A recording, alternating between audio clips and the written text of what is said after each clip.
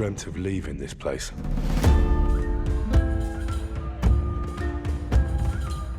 Becoming more than a peasant.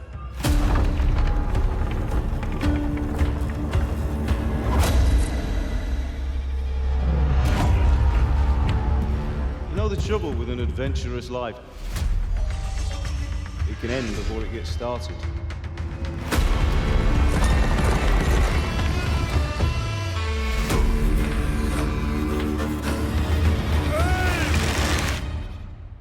Congratulations, Sir Knight. You finally become a man.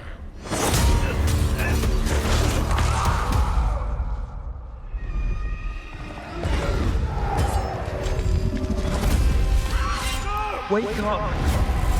Pull yourself together, Henry.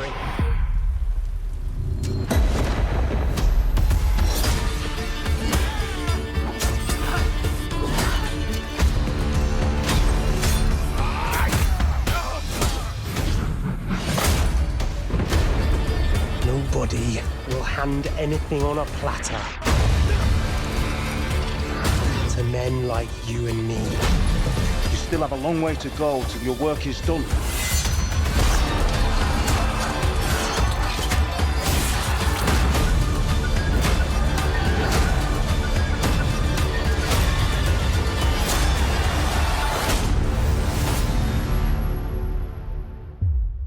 O merciful God, be kind and protect us so we don't blow our arses off. Amen.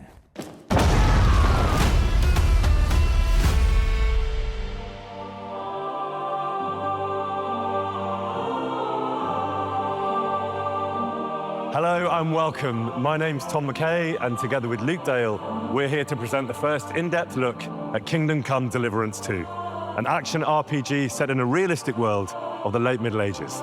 We're in Kuttenberg, a gorgeous city at the heart of Europe, but also at the heart of KCD2. So let's take you into the world of the game with the help of Warhorse, the creators of this medieval saga. It's almost exactly 10 years since I was doing a video like this, introducing our new game. It's almost exactly 6 years since this game called Kingdom Come: Deliverance was finally released. So now it's perfect opportunity to show you what we have been working on those 6 years, which is Kingdom Come: Deliverance II.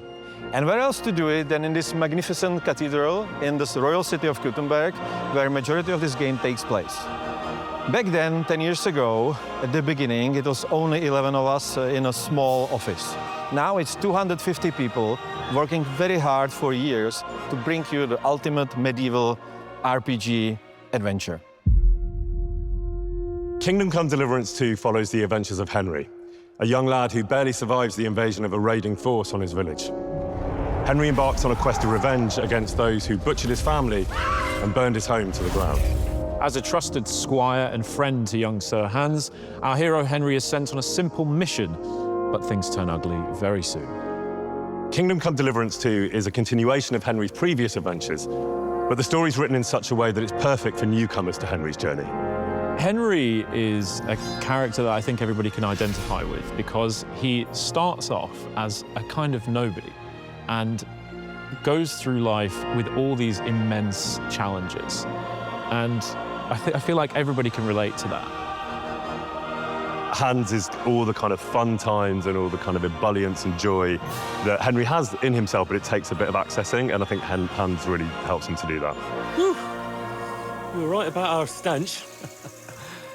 Let's hope this water isn't too cold. You wouldn't want your pride and joy shrinking.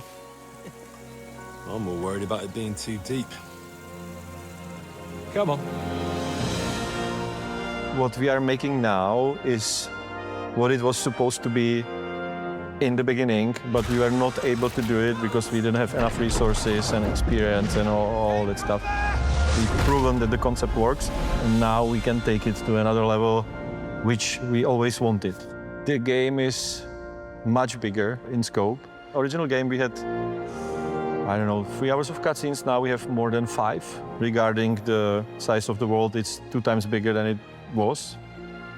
The story is longer and much more epic. So previously it was about an issues of small nobility with bandits in their villages. Now it's about problems of kings. This is a behemoth of a game in comparison to the first, in my opinion. I think it's got so much more energy and pace and adventure and action and fun and trial and tribulation and just everything that you could want from setting up the characters so beautifully in the first game and then throwing them out there and going, right, let's see what you're made of. This is going to be so much fun. Henry is a young guy, so he's not really like so deeply entrenched in his already, set character traits. So you can build your Henry in a different ways. And that all means that it's actually on you who you want to be. You can save the world, or you can help to punish it for its sins.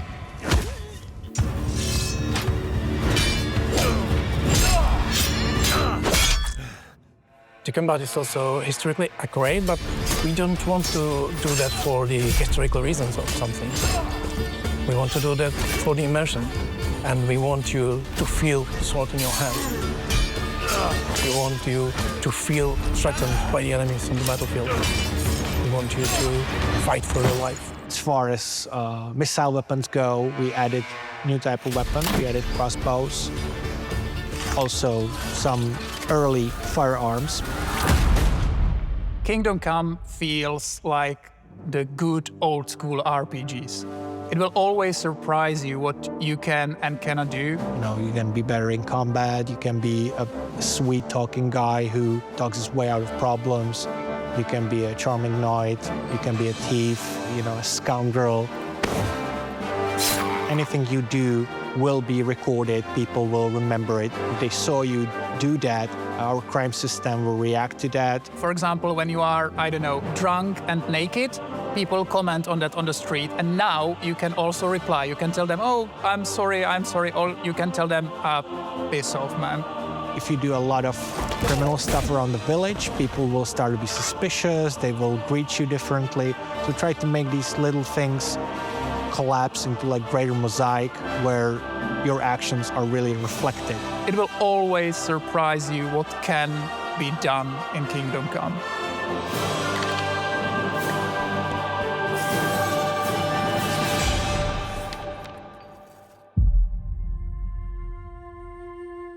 We are moving to different places, so one map is taking place on the actual place that's called Bohemian Paradise.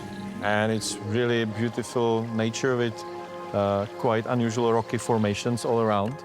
And then we are moving to totally different, rather urban countryside surrounding huge silver mining, very rich city. So there's this big city.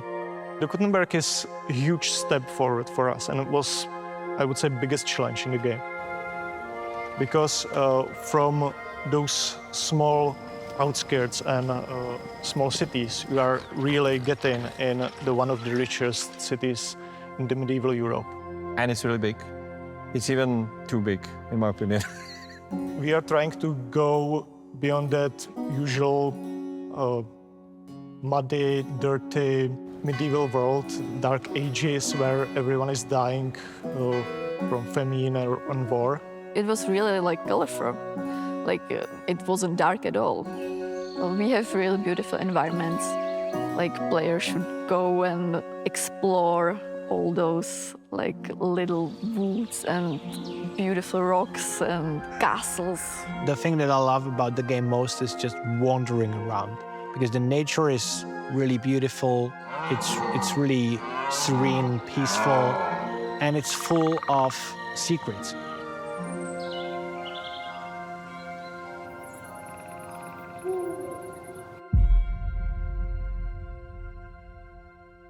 Music is a big part of the game. Jan Walta is the composer, as with the first game, because I think he's awesome, he's genius.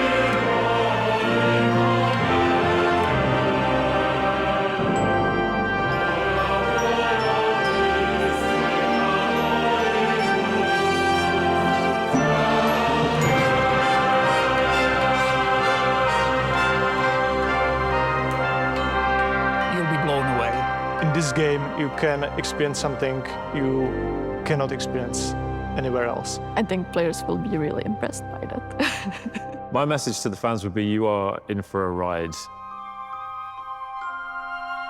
Thank you for all your support.